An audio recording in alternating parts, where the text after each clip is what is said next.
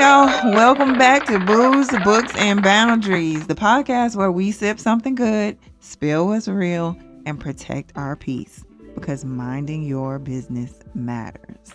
This episode is brought to you by Bounty&Bliss, where self-care is more than routine. It's a return to yourself.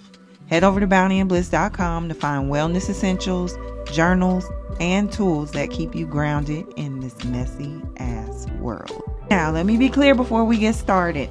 I am not a licensed therapist.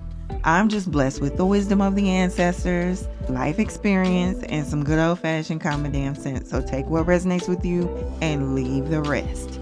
Now, for today's sip, I'm calling this one the Commander, because there comes a time when you got to stop waiting on someone else to chart your course and be bold enough to make decisions, call your own shots, and command favor in your own life.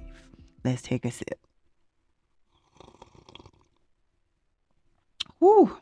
This one ain't for no punk now. It's a little sweet because of the orange liqueur in it, but it's got a nice spice to it. This week's conversation is all about what happens when you are expected to carry the weight, make the calls, and still keep it cute under pressure. All right, y'all, it's time for Straight No Chaser. Today's sip is called the Commander. All right, here's what's in the glass. It's 2 ounces of Jamaican rum. It's a bold base that takes up space and refuses to be ignored. And then we have 1 ounce of orange liqueur. So whatever you have in your cabinet, whether that's Cointreau, Curacao, Grand Marnier, Triple Sec, whatever you got, you can use that. And then I have a half an ounce of fresh lime juice. I ended up squeezing half a lime into the shaker. Then I have 2 dashes of orange bitters and 2 dashes of cardamom bitters. As orange brings the balance and brightness, and the cardamom has a warm spice to it. It's unexpected, but it's very powerful. You shake it over ice, strain it over glass, big ice cube in it, and finish it with a sprig of mint and lime wedge on top. And I had a dried orange, so that's what I put in there, a dried orange slice on top. I need a refill. I ain't even gonna lie to you. Here's why I'm calling it the Commander. Because there comes a moment when you cannot keep waiting for consensus or for people to give you permission. You just have to make a call, and you have to step into a role of authority in your own life. So let's talk about the symbolism in the drink. The rum. Now, the rum has always been like a tribute to the ancestors. It's used often in ceremonies and rituals in reverence to the ancestors. So here it represents respecting the foundation you stand on and the voices that came before you. The orange liqueur is a bright citrus layer, and it's all about clarity. It cuts through the fog and reminds you what decisions need to be made, even if it's not an easy decision. And then you have the lime, which is sharp, unapologetic. It's decisiveness. Lime doesn't wait to be invited in. It cuts straight through, and it makes the whole drink come alive. And then you have the orange bitters. And bitters kind of symbolize balance. Like if you have something that's a little too sweet, once you introduce the bitters to the drink, it kind of cuts the sweetness a little bit and balances everything out. Because being in command is not about bulldozing over people. It's about weighing the sweetness with the sharpness and grace with grit and still keeping things steady. And then you have the cardamom bitters. Now, let me tell you something. Them damn cardamom bitters was expensive as hell. You hear me? And I guess that's the point too, right? Like they symbolize recognizing your own worth and setting expectations for the people around you that you are not cheap and you are not replaceable. Okay? Access to you costs. Period. And then we'll add the little mint on top. And that's the reminder that commanding does not mean you have to be cold or cruel. You can still keep it fresh, keep it light, and keep it cute. So yes, this isn't just a cocktail, it's a metaphor. The Commander is about stepping into your authority, honoring where you came from, making the tough calls with clarity, knowing your worth, and setting the tone for the room. not just sitting at the table, but leading it.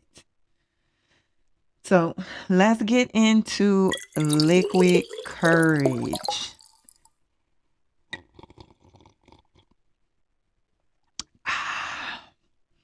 Liquid courage is where I give y'all the truth about what I've been sitting with over the week and how I manage and deal with it. So here's the real. I actually have had a pretty good week. Now, TikTok is still my biggest op. I'm not going to lie. But I had to hype myself up and stop doing R&D into paralysis. So research and development with like my products. See, I have my products right here. They're all pretty and packaged up. I had a wellness expo that I went to over the past weekend. So it really kind of put the pressure on me to get my shit done. And I'm like, okay, I can't keep researching and developing any longer. You got to get your stuff done, get it packaged, get it up, get ready to go. So it kind of pressed me to move forward a little bit, which was good. At some point, you just got to hit the go button and hit publish or make your shit and just put it out there and keep it pushing, because you can just kind of end up procrastinating trying to get things perfect.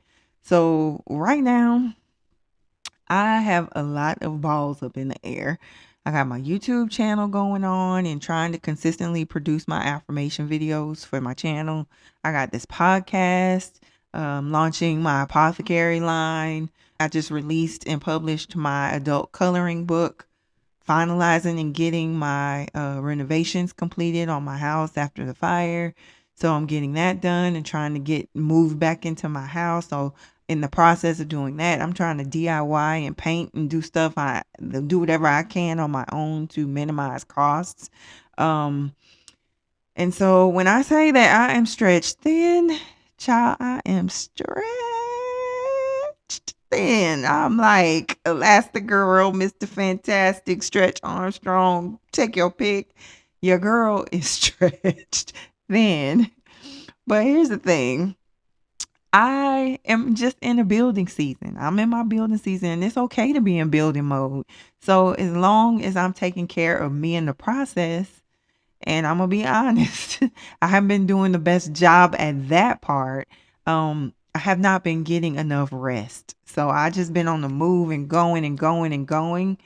And I know enough to know that if I don't take a break and sit my ass down at some point, my body is going to take a break for me. Whether it means my immune system going to break down, you're going to get sick, or, you just make poor decisions and you're tired and you're fatigued. And so I just know that you have to take that moment or else it's going to take it for you.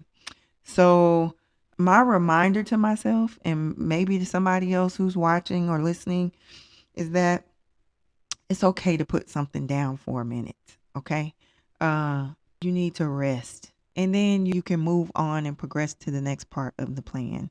Because when I look back over the last 6 months, with everything that I've been navigating in my personal life and everything that I've been building in my business, I honestly can't be anything but proud of myself.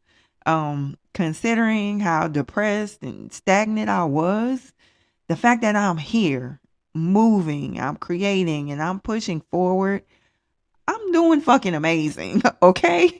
Give myself a round of applause. I'm doing fucking amazing. And I am grateful. I'm so grateful for how far I've come, and I'm so excited about where I'm going. So things sometimes can feel like they're moving a lot slower than I want them to in some areas. But in the grand scheme of things, I ain't nothing to play with, okay? And I just had to sit in that truth for a moment and acknowledge myself and be proud of myself, because I'm doing a fantastic job.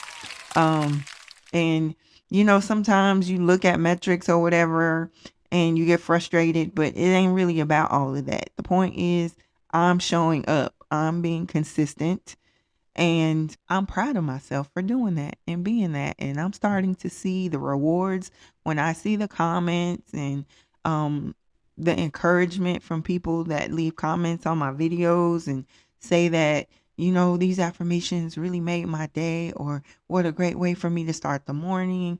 Like, I read everything and I comment to mostly everything. I try to respond to every comment because it's very important to me. I'm very appreciative of where I'm at and where I'm going. So I'm not taking it for granted. I'm going to take a moment to bask in the light of what I've accomplished thus far, knowing that I have so much more to do and that I'm just moving in the right direction. And that's my liquid courage for the week. I am staying in building mode, but remembering that rest is part of the process too. So I'm just enjoying myself. I really enjoy the work that I'm doing. So I don't mind it. Like, I don't mind all the work that I'm doing. And so sometimes it's like, okay, girl, you need to take a break and sit down, back away from the computer desk. And so I'm proud of myself for doing that over the weekend. So before we move on, just let me plug a few ways that you can keep building with me. My Reset and Radiate Guided Journal is 90 days. Where is it? I'm pointing. We got that and we got that. My Reset and Radiate Guided Journal is 90 days of prompts, reflections, and space to track your growth, because your piece deserves to be documented. And my brand new Color Me Empowered adult coloring book is 32 affirmations and illustrations centering Black women. It's designed to give you a mindful pause when the world gets loud. So if you enjoy coloring, it's a great place, a great option for you to spend some time and, get that little dopamine fix with coloring and relax. So if you want more access, more conversation, and more behind the scenes, join my YouTube memberships. It's just getting started. For those of you who have joined, I have a lot of stuff coming up for you guys. So the welcome room is just $2.99 a month for members only polls and perks. And the inner sanctum is $5.99 with live streams, discounts, and deeper content. So all that is waiting for you at Bounty&Bliss.com and right now on my YouTube channel at Bounty&Bliss. BOUNTYN Bliss. All right. The dog is scratching. Girl, gone. She's up under my chair scratching. Just scratching, knocking my chair all over the place. All right, y'all, let's get into books and bottoms up. Let me take another sip. I'm almost done with my drink early because it didn't fill the glass all the way because it was like a shot. It was a drink. It's like 3 fingers. You know what I'm saying? It's almost like an old fashioned, So it's a drink. It's a little smoother than a typical old fashioned, but it's definitely giving old fashioned vibes with the dark rum. And it's a grown person's drink. It's not for play. It's a little bit of sweetness to it, but those cardamom bitters and orange bitters really kind of cut the sweetness of the Cointreau or the orange liqueur. So it's not syrupy or anything, but it's really good. So yeah, I'm almost done with mine, and I really want to refill, but I'm not gonna stop recording so I can go and get one. I like it though. It's a good one. All right, y'all. Let's get into books and bottoms up. Now, this week I am reviewing 107 Days by Vice President Kamala Harris. And let me just start by saying this. This is her story to tell. She is the only person who has ever lived this type of experience, not only as a candidate, not only as a woman, but as the only Black woman who has ever walked in her shoes. Every moment for her is historical, even this book tour. So let's just talk about this book and the backlash, because some of y'all are loud as hell and haven't read a single page. So here's my take. Vice President Kamala Harris is damned if she does, and she's damned if she doesn't. Folks are going to say that she's throwing Biden under the bus. She's gaslighting us to feel sorry for her. A whole lot more. But they are ignoring actual context of 107 days. That's how long she had to run for president after Biden stepped down.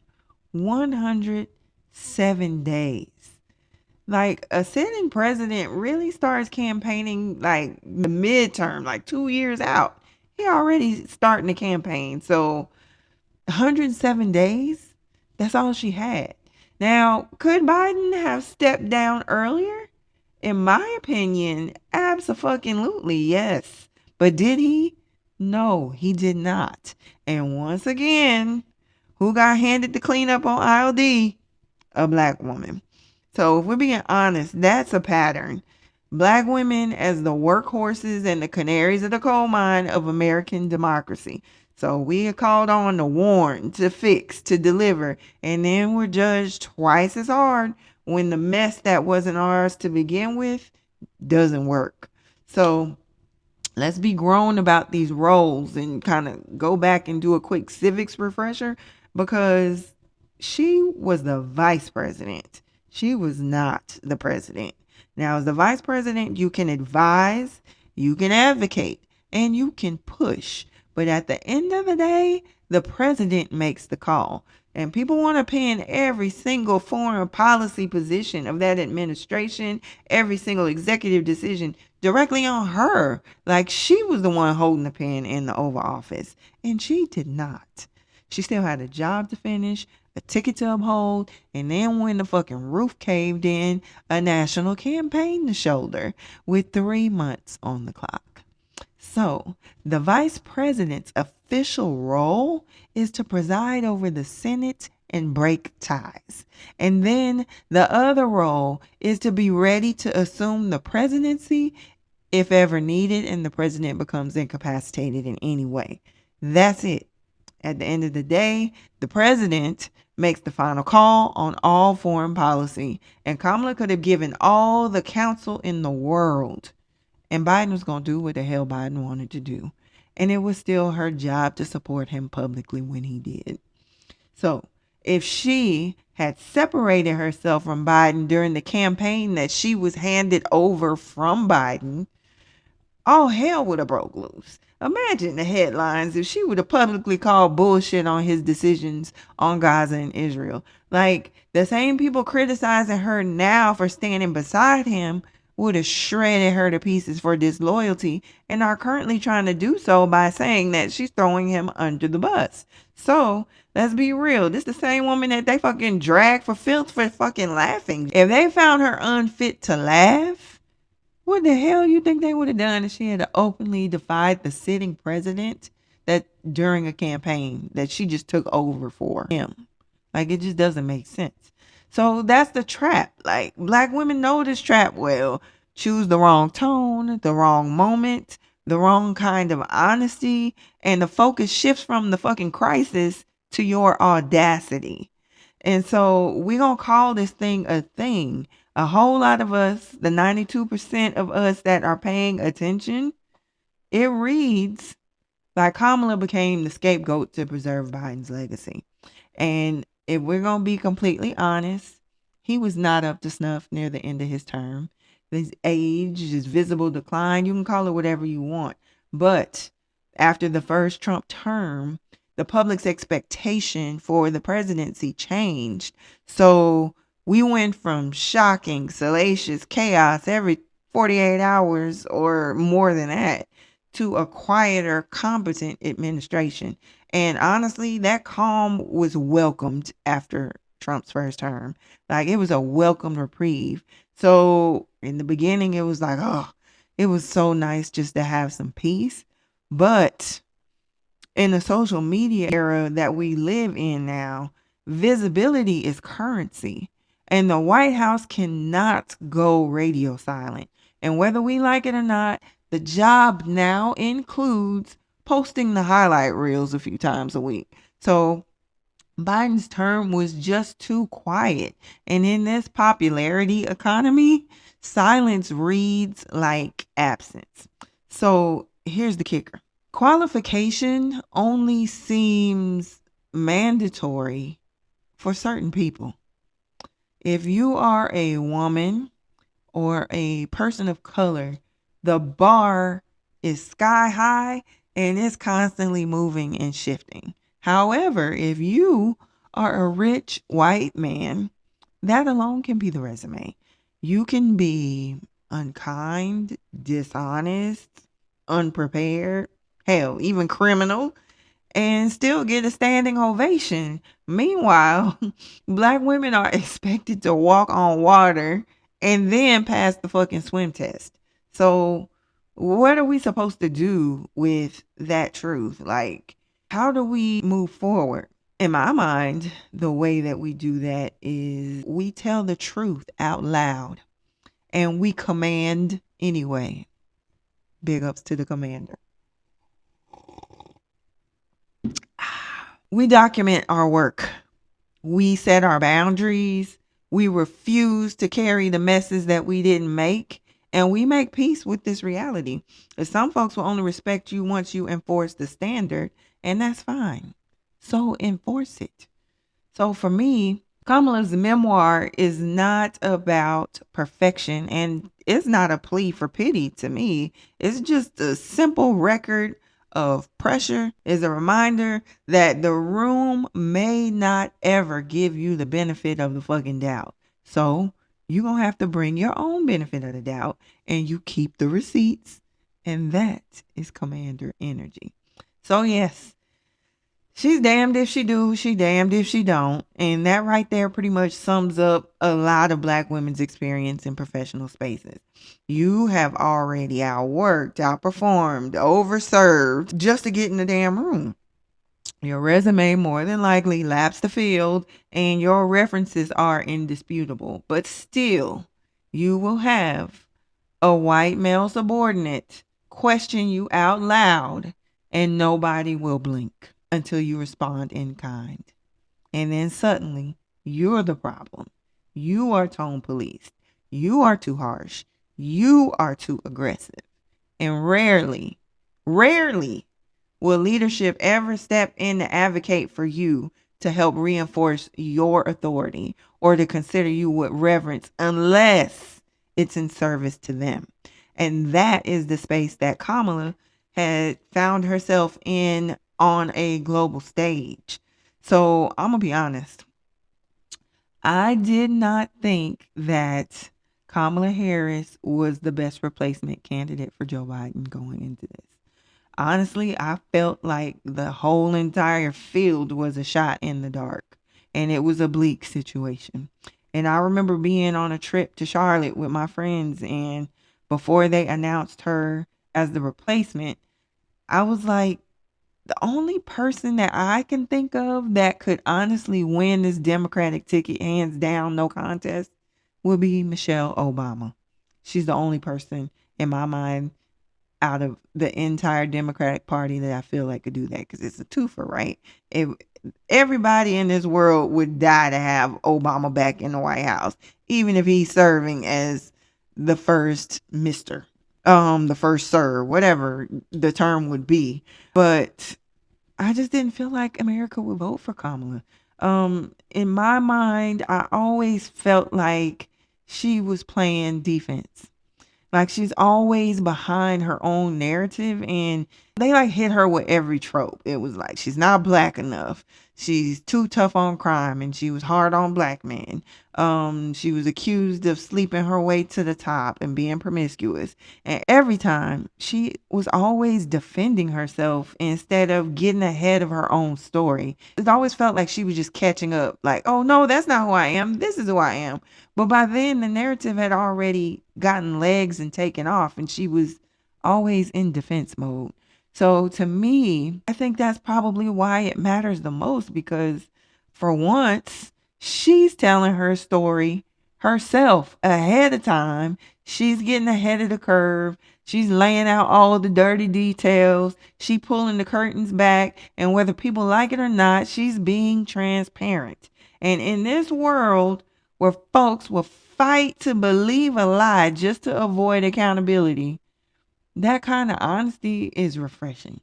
I mean, people do not want to be accountable, and they would rather piss on your leg and tell you it's raining and then get mad at you when you shake the piss off of your leg. Like, Kamala is naming names, which makes people uncomfortable, but I respect it because we could use some honesty in a world where people want to believe a lie so bad.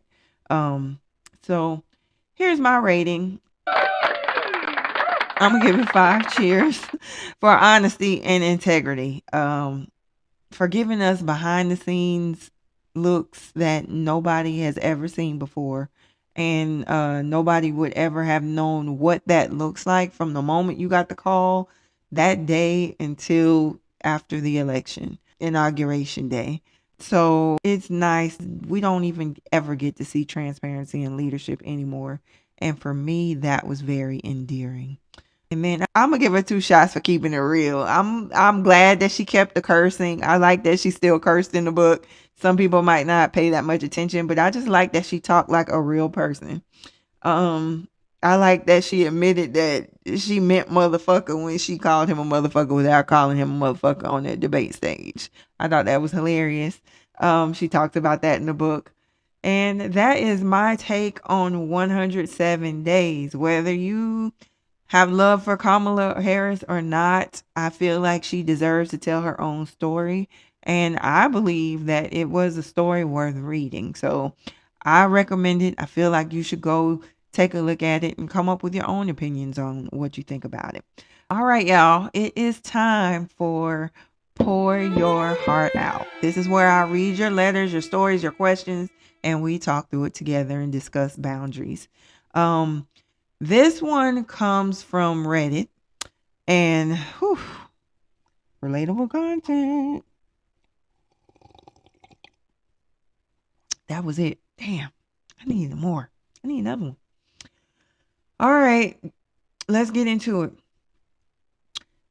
The letter states, am I the asshole for asking my husband not to cheat on me? Huh? Backstory. My husband, male 37, and I, female 38, have been together for 16 years, married for 12. We both agreed to dissolve the marriage for the sake of our child, who's 4. Neither of us is at fault. We both are healing for some pretty gnarly depression and just drifted apart. We agreed to be amazing friends and be there for our child. Now, we started the process in June. It is now October, and we have been living separately since August, the day we signed the final papers. We have not been in front of a judge yet, so technically we are still married. I am not doing well with the split, trying to battle depression and anxiety and moving, parenting, all the stuff. 2 weeks after he moved out, he started seeing someone else, a female who's 28. I found out on accident and it nearly destroyed me. He says he didn't know that we were still married. He thought the papers were the final step and agreed to pump the brakes on dating her, but still wants to see her as a friend. A lot of my friends say we signed the papers. That means we're both free to move on. The other side is, legally speaking, we are not separated. We are still married until the court date. He says hanging out with her as a friend is not dating. I say they are intending on dating at the end of this. Therefore, the hanging out as friends is establishing an emotional bond and is considered dating. Am I the asshole for asking him not to see her in any capacity until the marriage is dissolved legally? Ma'am, I'm gonna keep it real with you. Yes. You are the asshole here. You are the asshole. For all intents and purposes, that ain't your man no more, girl. Once y'all file them papers and start living separate lives, the marriage is already over. The paperwork is a formality. And I understand why you feel the way you do. Look, I've been there. I am separated myself after 24 years of marriage, and we have not filed yet. And I'm going to be honest, I would not be okay with my ex introducing another woman into our dynamic right now. I would absolutely have a problem with that. But here's the difference. I also know the reality. Once those papers are filed and the judge signs off, all bets are off. At that point, he can do him and you can do you. And that's just what it is. When the kids are involved, in your case, you have a 4-year-old. The boundaries shift a little bit because while y'all are still legally married and co-parenting, I do not believe it is appropriate to bring another person around your child right now. Kids don't need to be introduced to new partners until there's been some real time, some real healing, and a clear agreement between both parents. But that's about stability and respect, not control. So here's my advice. I would say stop trying to police that man's personal life. It's only going to drive you crazy into more anxiety, and it ain't going to stop him if he determined to see her. So instead, put your energy into drawing co-parenting boundaries, like things that are age appropriate for your child, which means things like no introducing new partners to your child until you both agree that it's appropriate. Keeping communication about your child and not your relationship, and protect your peace and your healing first, like, because your child gonna feel your energy more than anything else. And I know it hurts, trust me, I do, but you can't control what he does now. Like, you can only control what you tolerate when it comes to your child and how you rebuild yourself in this next chapter. So to answer your question, yes. Yes, you are the asshole for trying to hold on to a man who's already moved on. But no, you are not the asshole for wanting to protect your child. And that is where your focus needs to be. And from one woman working through separation to another, let go of what's already over. You need to start making room for your healing. And I know it's not easy, but it is necessary. So that's the truth of it. Like, when something is over, holding on only keeps you stuck in the pain. And when you begin to shift your focus to your healing and protecting your child's peace, that's when you start to get your power back. So for me, the lesson here is you cannot control someone else's choices, but you can set boundaries that protect your peace and your baby's peace. And that, to me, is where you need to focus your energy. All right. So speaking of peace, let's go ahead and close this episode the way we always do, with a reset. Welcome to the Woosah. Woosah. Now, if you are in a safe place to do so, I would like for you to go ahead and close your eyes. And let's do a quick body check-in. Let's drop your shoulders. Relax them shoulders away from those ears. And unclench your jaw. Get that tongue off the roof of your mouth. Soften your eyebrows. Let your hands rest and relax wherever they are. Feel your feet on the floor. Wiggle your toes. And notice, if you're sitting in a chair, how the chair is holding you up, or how the ground is holding you up. And just take a moment to feel your body and ask yourself, what do I need right now? First, let's breathe. Inhale deeply through your nose, feeling your chest and belly. Breathe in, listening to your body and honoring what it's asking for. And exhale slowly through your mouth, releasing the pressure to overdo, overgive, or ignore your needs. Inhale again. This time, imagining rest, feeling every part of your body. And then exhale the exhaustion, the burnout, the stretch of trying to do too much. And then one more inhale, make it full and strong. And as you hold it in, remind yourself that I am valuable, I set the standard, and I command respect. And exhale, letting go of anyone or anything that treats you like less. And repeat after me. I listen to my body. I honor my rest.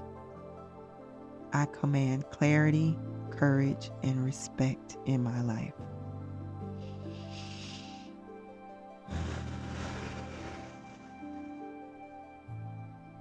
And that's your woosah. Go ahead, exhale, sip on your drink, and step back into your week with intention. All right, y'all, that is episode 3 of Booze, Books, and Boundaries. Today we sipped on the Commander, and that one is done. I drank that one fast. I shared my liquid courage about being in a building season without burning out, and we unpacked Kamala Harris' 107 days. We poured our hearts out about separation and boundaries and co-parenting, and we closed with the woosah to remind us to listen to our bodies before they make the choice for us. And now, before you go, let me remind you real quick that my Reset and Radiate Guided Journal is waiting for you. 90 days of prompts, reflections, and space to track your growth. The Color Me Empowered Adult Coloring Book is live now. It's 32 affirmations and illustrations centering Black women, your perfect reset when life feels loud. And if you want more access, more connection, and more behind the scenes, join my YouTube memberships. The Welcome Room is just $2.99 a month, and the Inner Sanctum is $5.99 a month. Takes it deeper with live streams, discounts, and more.